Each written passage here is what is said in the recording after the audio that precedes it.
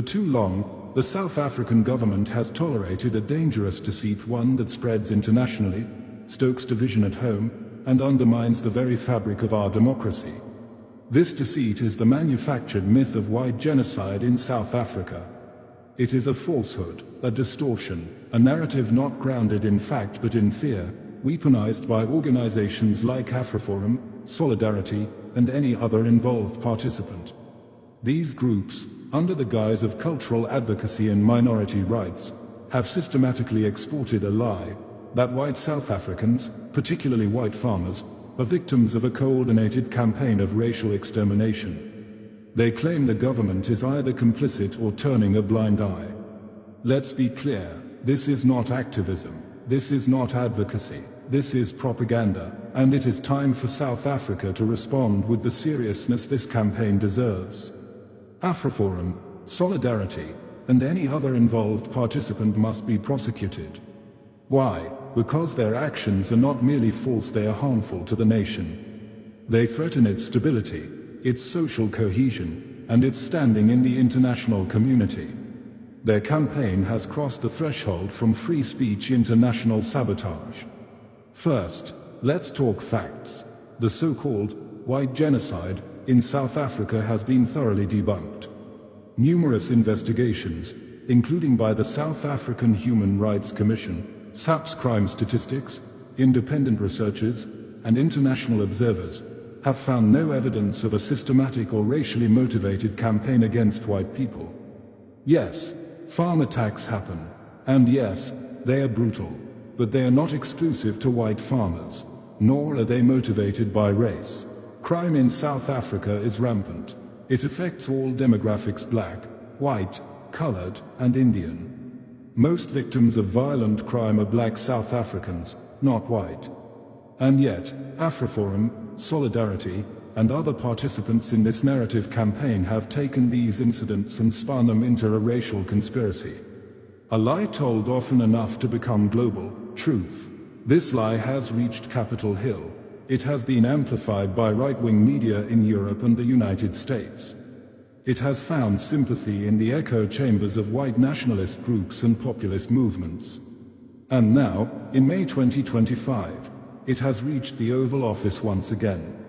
Just yesterday, President Cyril Ramaphosa met with former US President Donald Trump. Instead of focusing on bilateral trade or mutual investment, the meeting took an alarming turn. Trump confronted Ramaphosa with a sensationalist video, one filled with cherry-picked clips, anti-apartheid slogans taken out of context, and dramatized images of crosses representing supposed white farmer victims.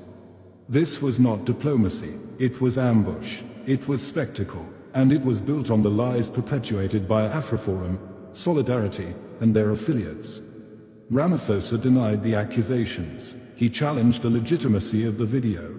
He tried to set the record straight, but the damage had already been done. The mere fact that a South African president had to stand in the White House defending his country against a fictional genocide is a national embarrassment.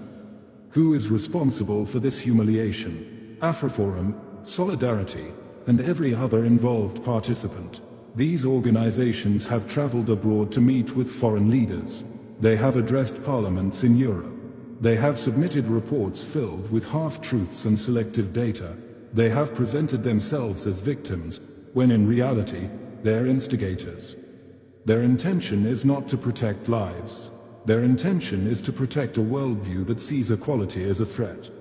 A worldview where black advancement is framed as white persecution. This is not benign political discourse. It is dangerous racial propaganda, and it must be met with the force of law. Why prosecution? Because civil debate has failed. Because fact-checking has failed.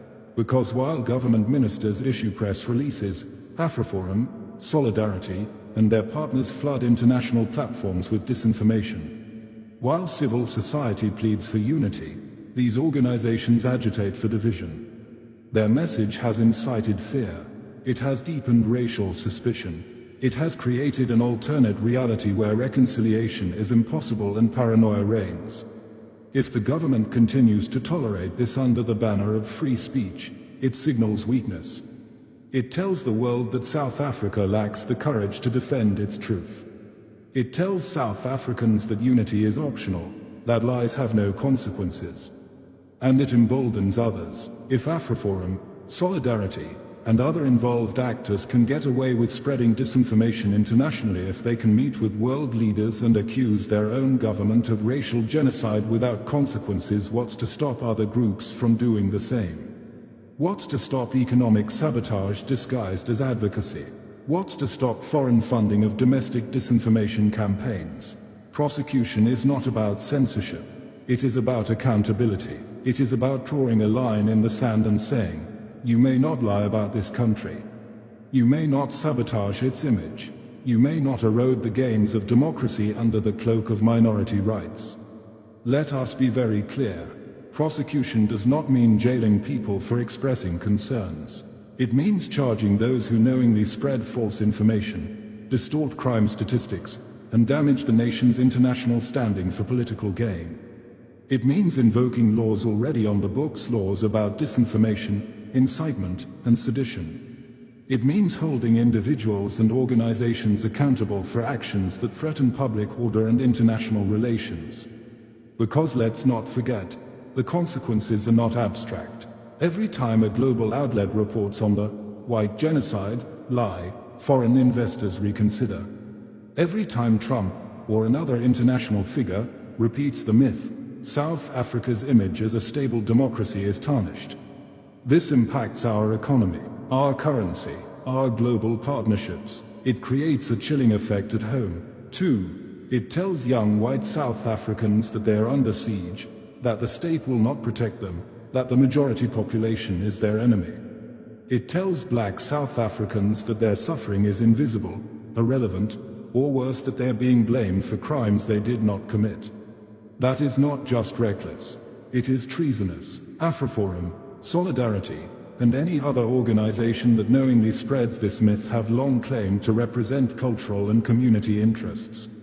But what interest is served by exporting a lie that damages the very country they claim to love?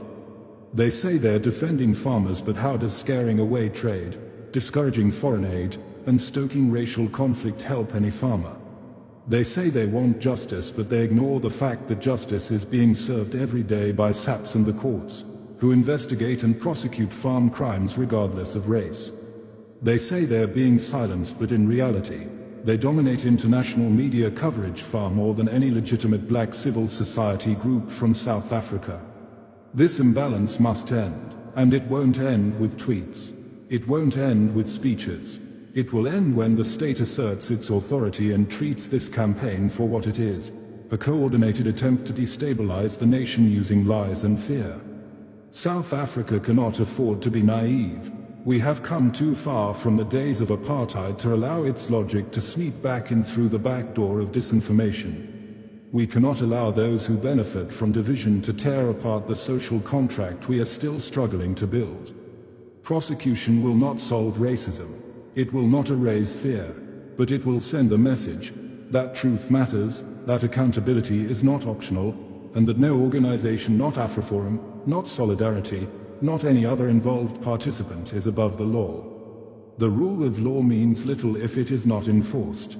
Justice means little if it does not defend the nation from internal attack. And make no mistake, this is an attack. It is not done with guns. It is not done with bombs. It is done with cameras, with talking points, with lobbyists and viral videos and sympathetic politicians abroad. It is done quietly, but it is no less dangerous. The time for diplomacy is over. The time for polite disagreement has passed. It is time to act. AfriForum, Solidarity, and any other involved participant that knowingly spreads disinformation about a non-existent genocide must be held to account. Not in opinion columns, not on debate stages, but in court, because this country has suffered too much, fought too hard, and dreamed too big to be undone by a lie.